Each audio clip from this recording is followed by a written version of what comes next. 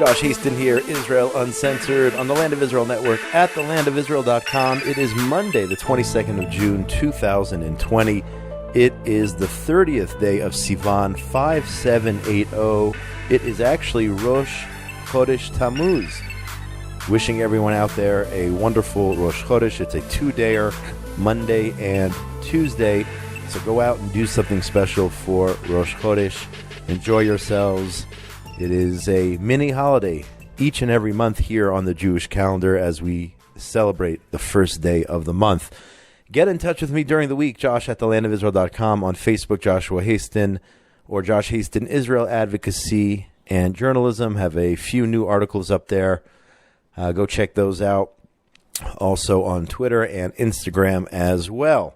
And speaking of Rosh Chodesh, we are going to learn a little Torah here this morning. Now, as I've said before, there are many rabbis on the station here at the Land of Israel Network who have their own shows, who speak words of Torah on a regular basis.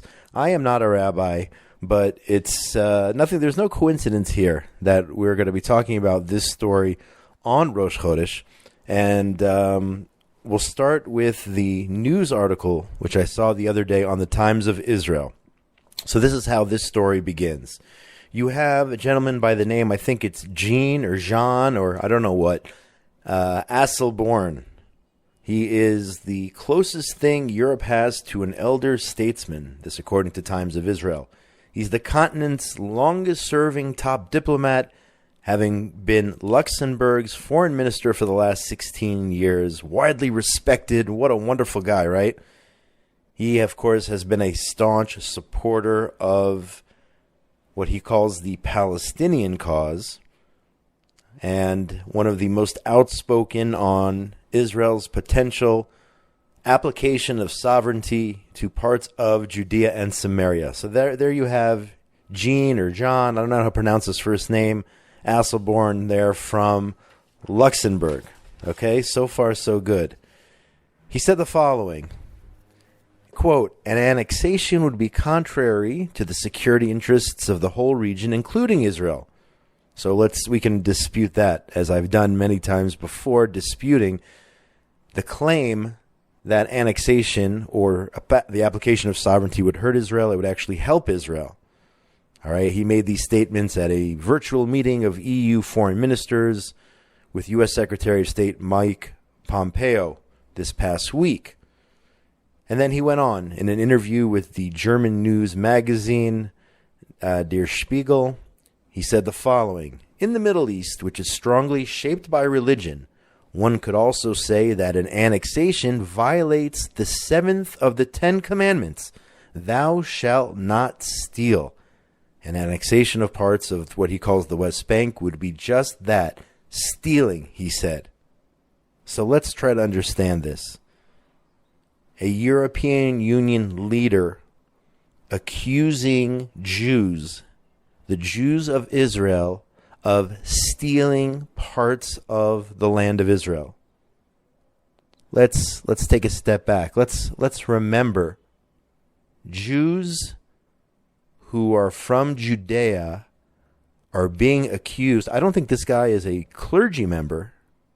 Okay, he actually admits I'm not an expert in theology, but a European Union leader accusing Jews of stealing parts of the land of Israel.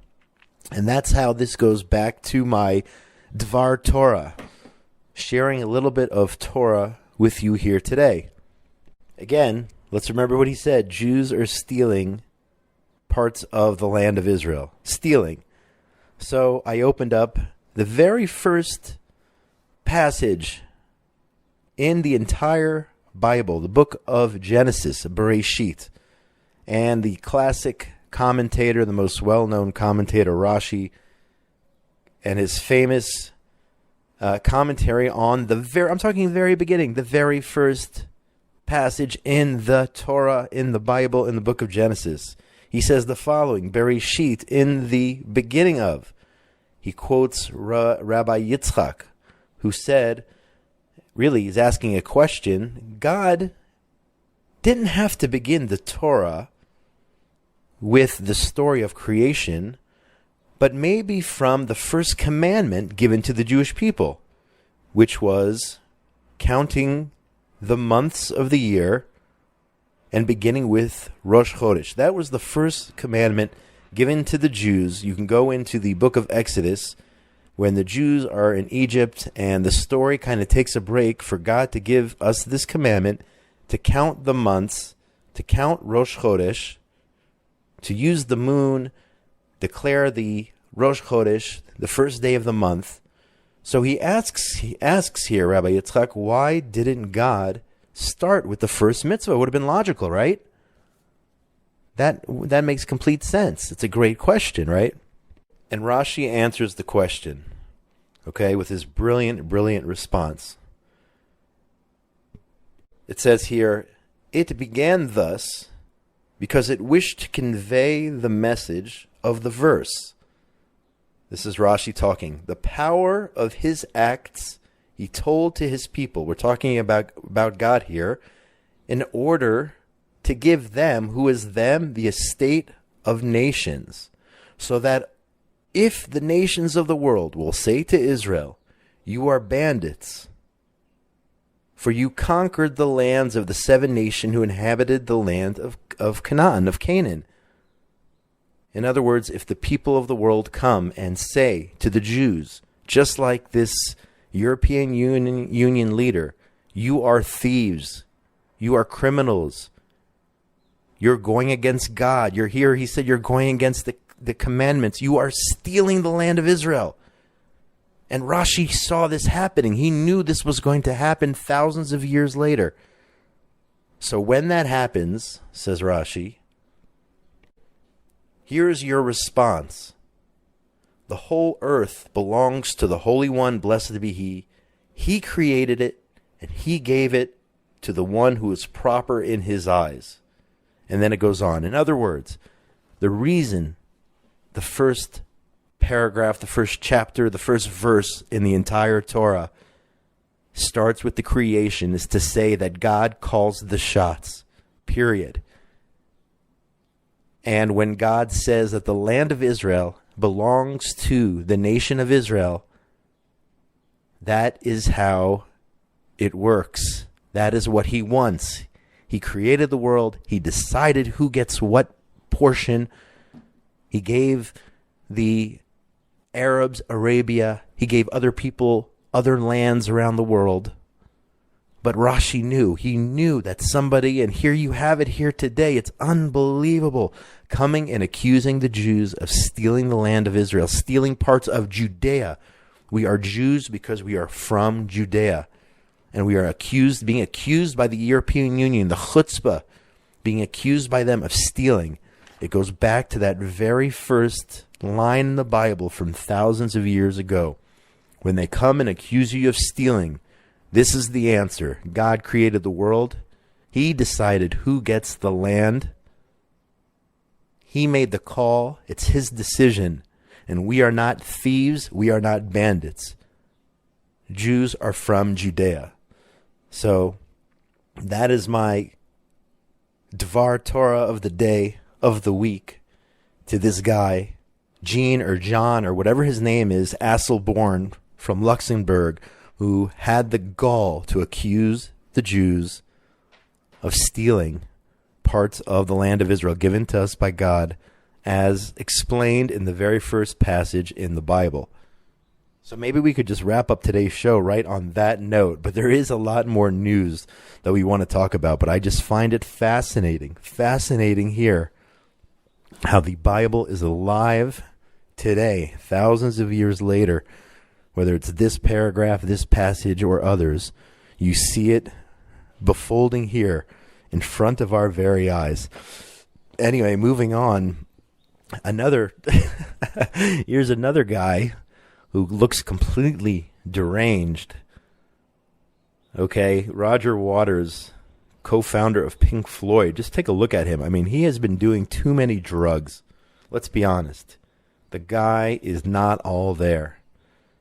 Parents, if you want to discourage your children from getting involved in heavy drugs, just have them watch a clip of Roger Waters go off on one of his rants And in this case, as reported by Memory, Roger Waters went on Hamas-affiliated television and started calling Sheldon Adelson names: a right-wing fascist, a racist, a bigot, who he says controls President Trump and believes only Jews are fully human. This according to Roger Waters.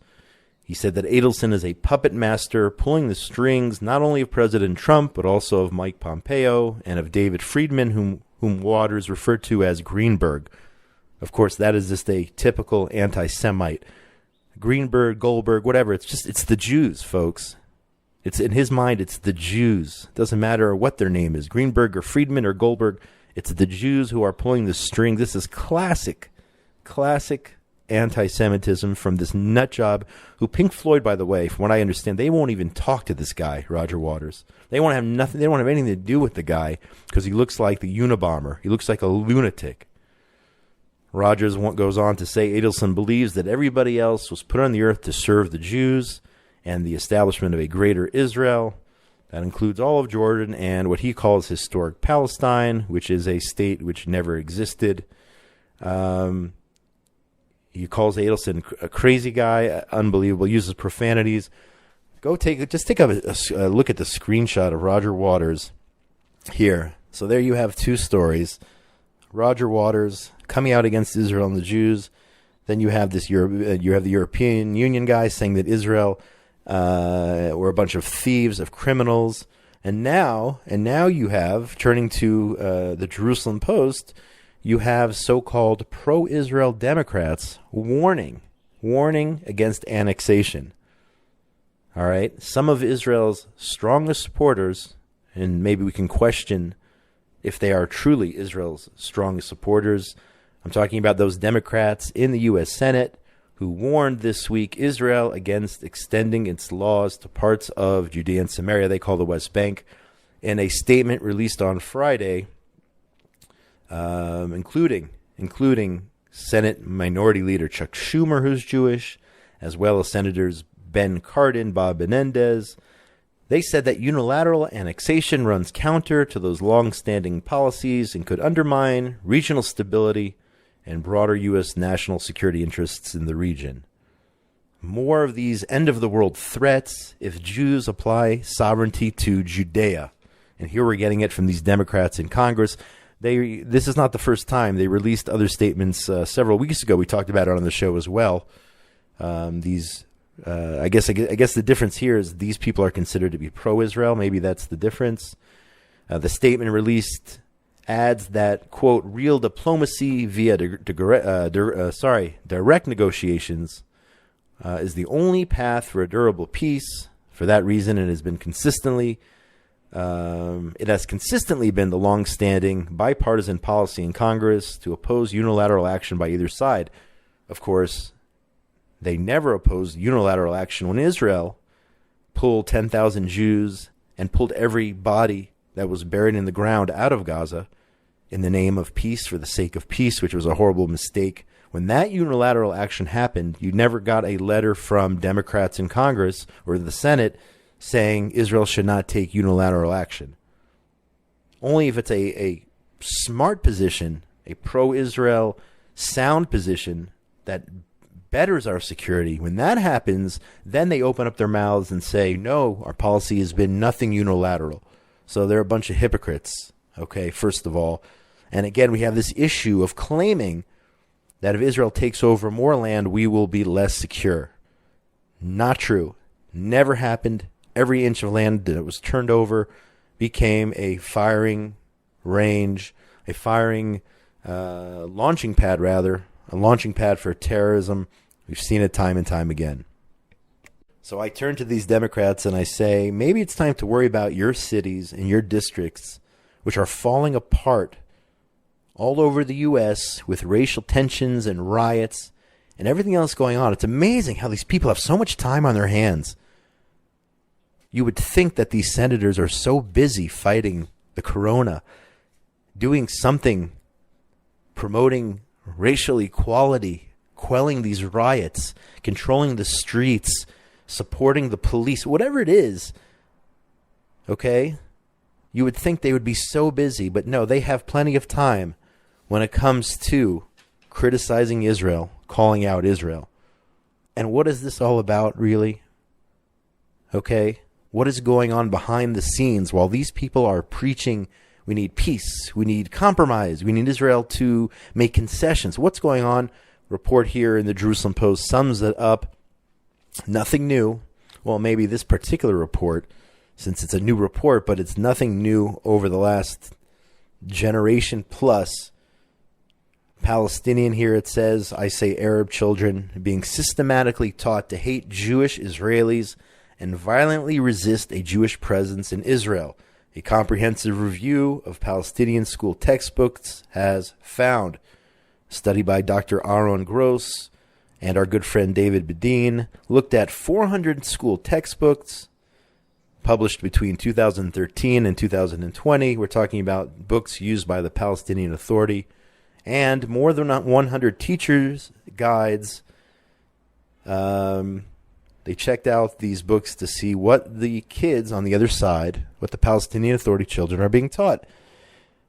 And as we know, if you want to know, when people ask me, I talk to a lot of groups here in Israel. I talk to journalists. I talk to groups. When they ask me, do I see peace in the near future?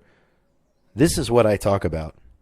How can there be peace when the next generation of Arab kids are being indoctrinated into hating Israel, hating Jews, are praised for wanting to be martyrs when you have town squares? And this article mentions the work done also by Itamar Marcus of Palestinian Media Watch, who talks about a statue of a suicide bomber outside a school for girls in Bethlehem, a high school under the Palestinian Authority.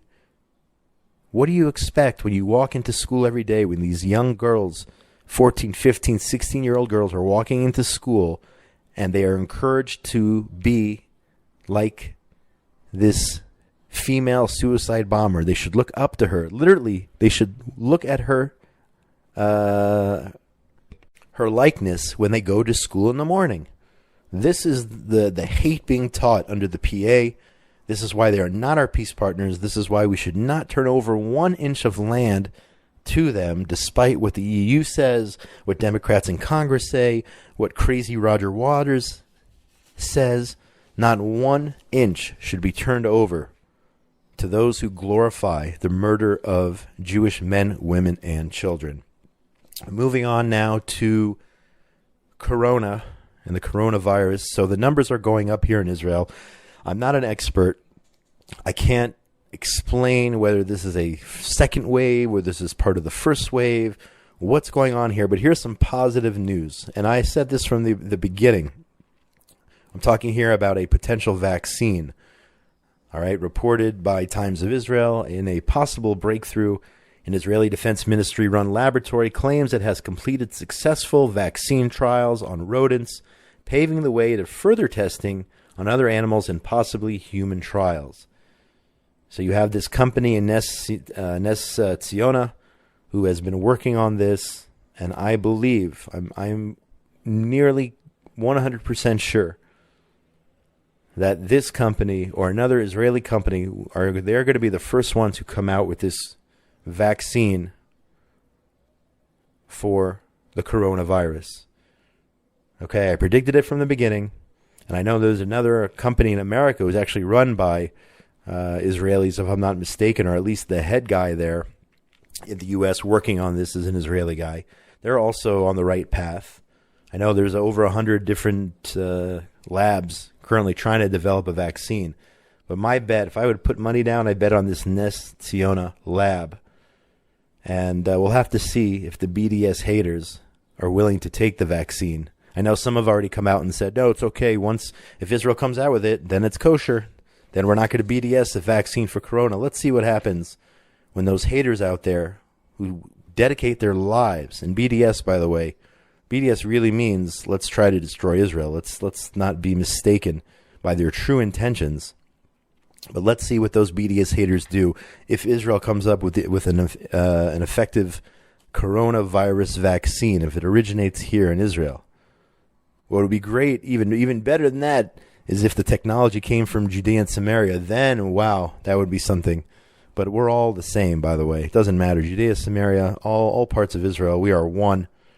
And those who claim that they hate, or those who try to delegitimize an Israeli presence in Judea or Samaria and or Samaria, what they're really saying is they don't want Jews in Israel. All you have to do is listen to the official Palestinian Authority media.